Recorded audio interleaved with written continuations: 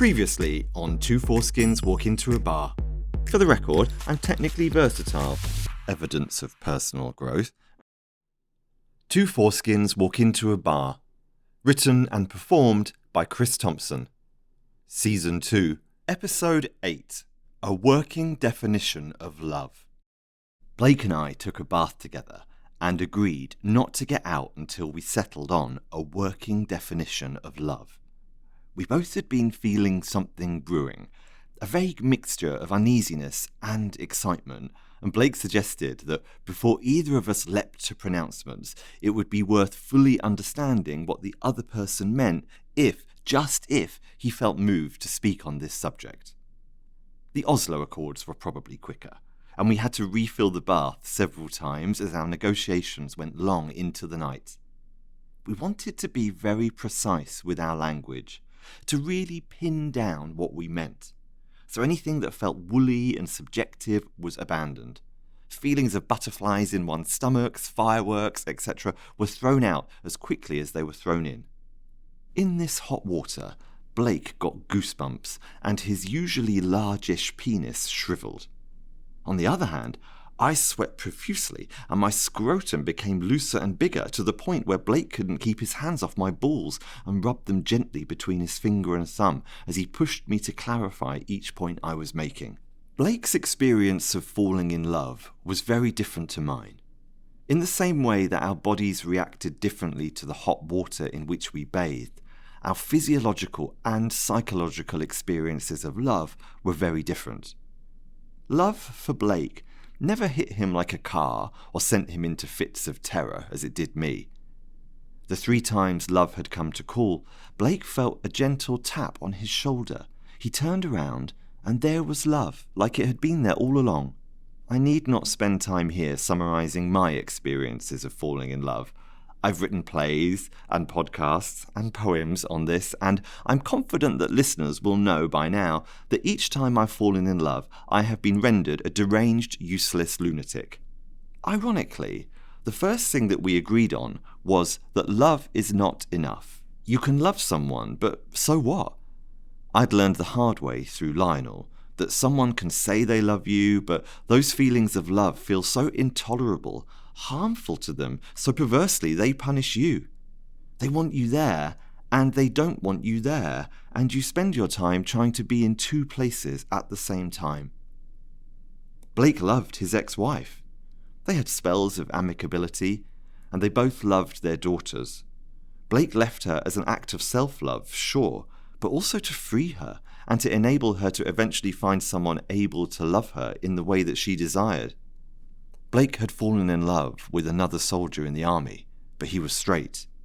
Blake never acted on these emotions, and the object of his affections was none the wiser. Blake did all he could to rid himself of this curse that had been visited on him, holding on to this secret love for 3 years. An agonizing and unexpressed love that took place in a vacuum. When this man was killed during active duty, Blake grieved him privately. An exquisite, thunderous pain that was made all the more deafening by its silence. In fact, I was the first person Blake had ever told this. One might think the release would have stirred emotions, but Blake said it so offhandish and casually, it was as if he was reading a grocery list. I could feel myself crying, but I held back the tears. I didn't want this to be a situation whereby the person with the actual problem ends up having to comfort me. So I bit my lip and settled for squeezing his hand, and we let Blake's secret evaporate away with the steam that rose off our skin. The following day, Blake's daughters were coming to visit. It was a last-minute thing where his ex-wife had something come up, I don't know what, and everyone felt it would be a good opportunity to start building back the relationship. Blake was thrilled and planned the weekend within an inch of its life. He had a spreadsheet that broke the weekend into 15-minute intervals, and we'd been to the supermarket to buy their favourite cereal and lactose-free milk. Blake and I had spent the afternoon cleaning his apartment. It was clean when we started, but it wasn't clean enough. Blake wanted to be beyond reproach. I was going to leave Blake to his daughters for the weekend.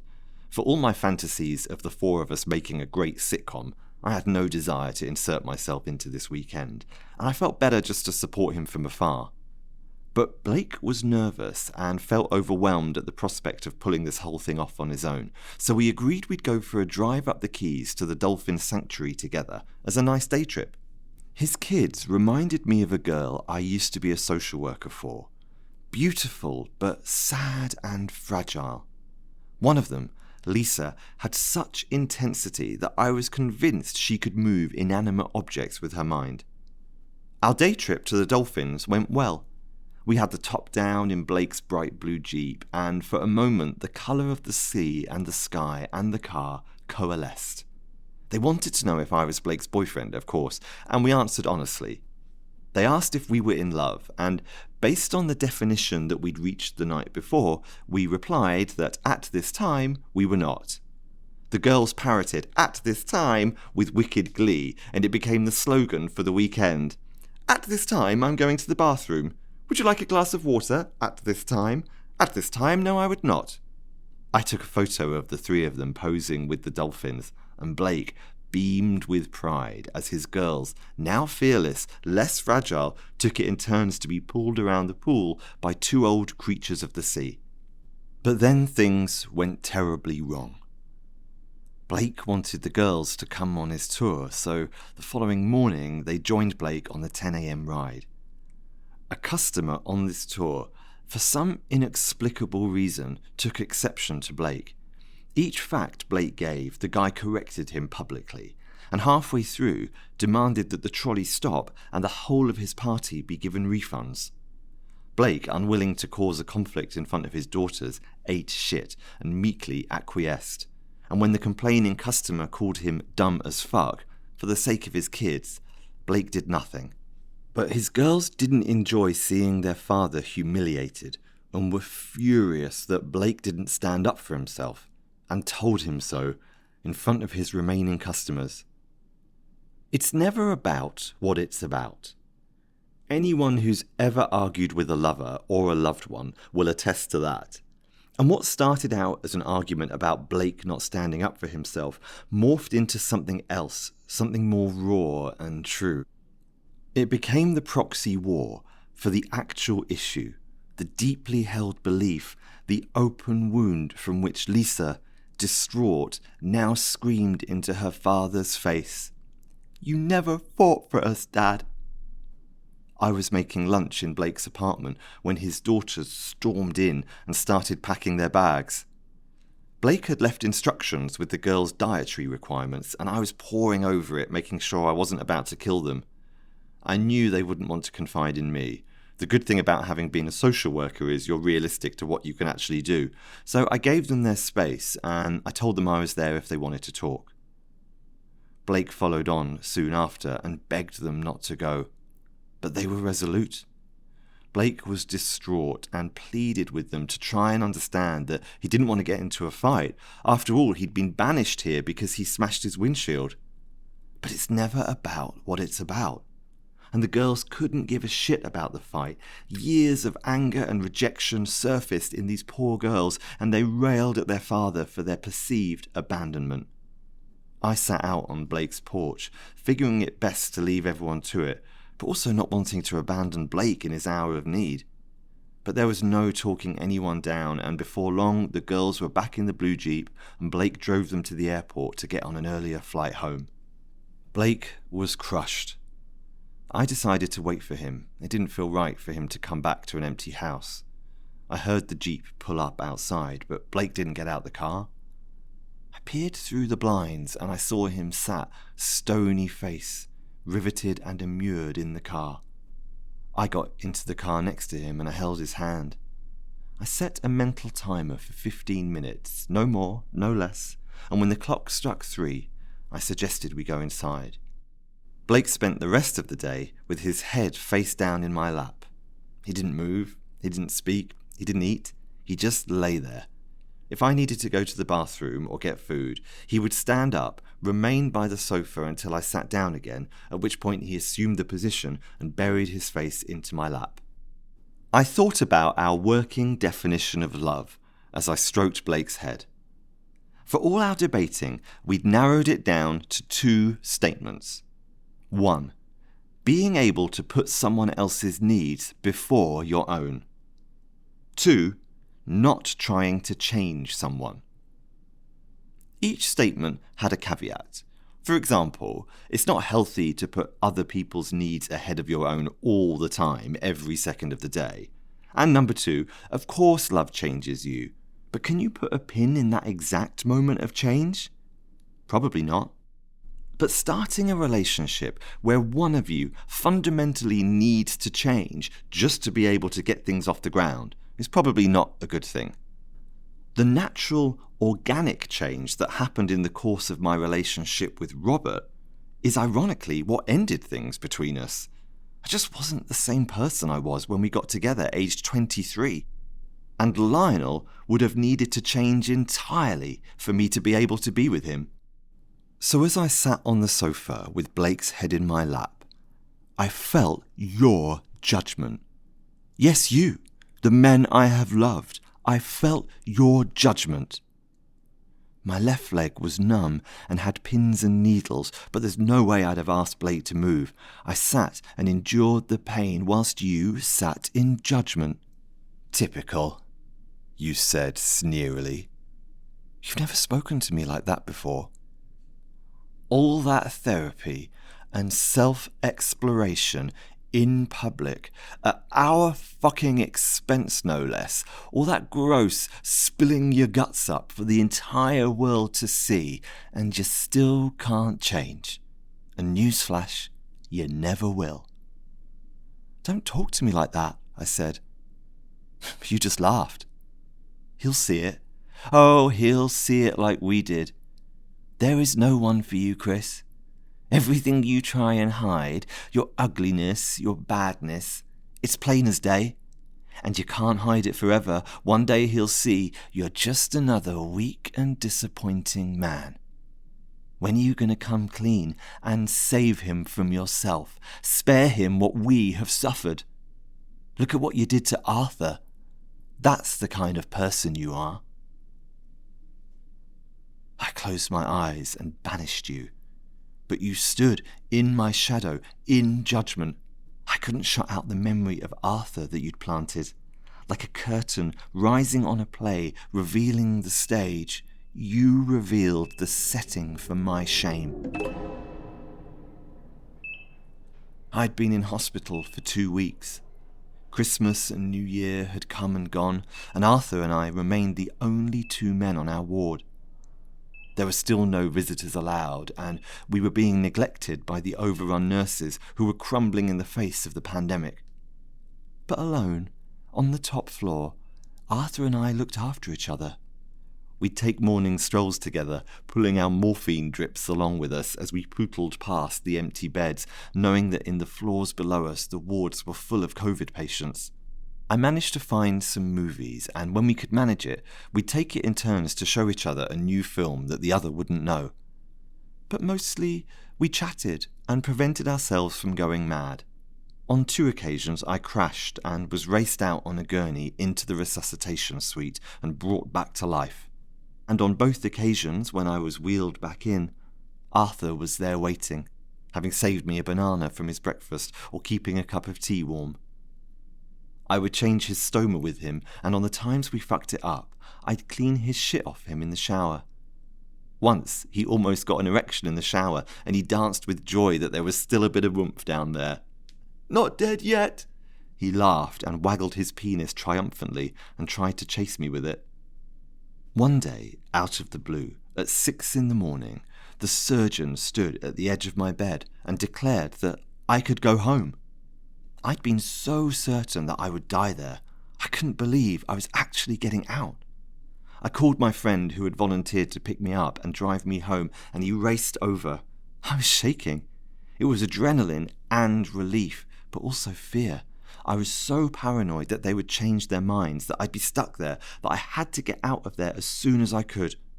With my discharge papers in hand, the nurse wheeled me out into the arms of my friend, where, in disbelief that I'd made it out alive, I sobbed uncontrollably until it hurt.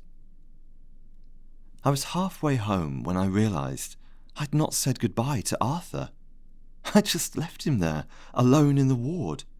He was asleep when I got the news, so he would have just woken up to find that I'd gone. I was disgusted with myself. The next day I called him. Each bed has a phone assigned to it, and you can ask for a ward and then the bed number and be put through. I gave Arthur's bed number, number 1, right by the window.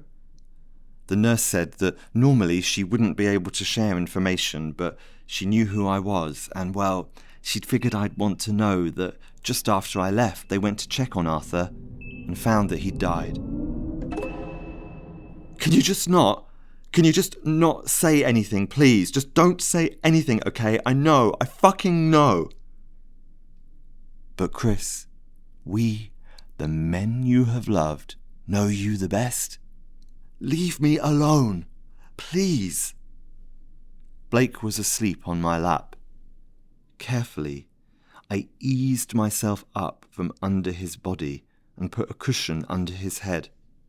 My numb foot gave in and I dropped to my knee. It's for the best, you said.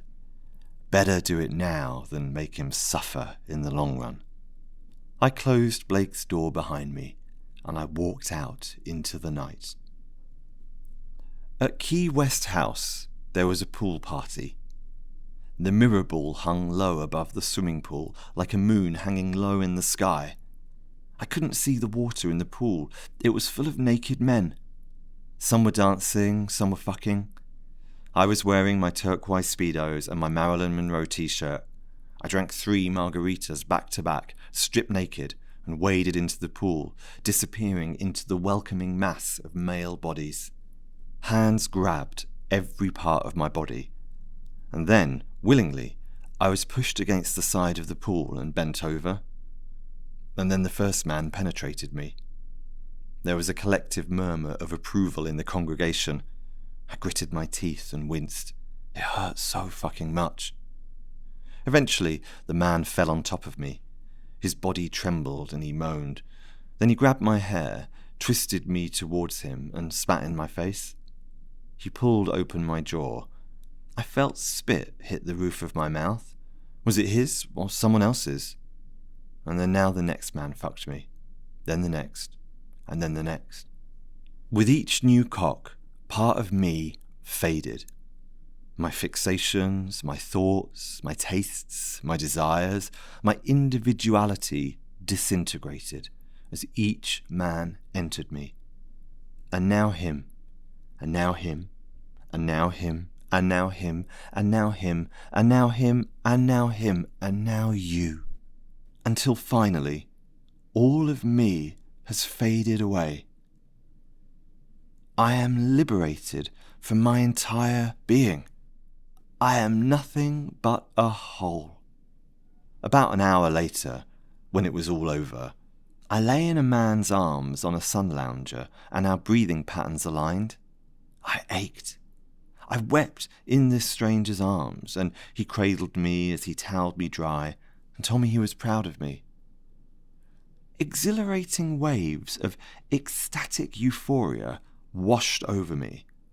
I bathed in a terrific sense of accomplishment at what I'd just done. But then, each euphoric wave receded, revealing the dirty sand of humiliation, and I lay there, baffled, longing for the next cleansing wave to hit me. This man, who I know I'll never see again, whispered in my ear, "I love you." But I knew I did not love him. I found my swimming trunks and left, and I got dressed as quickly as I could. As I walked down Love Lane onto Duval Street, past the cinema, the urgency of the words I wanted to say overwhelmed me, and I repeated them under my breath as now I sprinted down the road. I got to Blake's house. His Jeep was still in the driveway and the lights were on. His door was unlocked, and I walked in. He wasn't on the couch. I searched every room, but he wasn't there. I checked my phone, no messages. The garden, no. The porch, no. The bathroom, no. Blake was gone. But on the kitchen table, was a note. Next time on Two Foreskins Walk Into a Bar. You can't just come into people's lives and use them to feel better about yourself and then leave. Two Foreskins Walk Into a Bar is written and narrated by Chris Thompson, directed by Andrew Falaise, edited and post-production by Christopher Huth.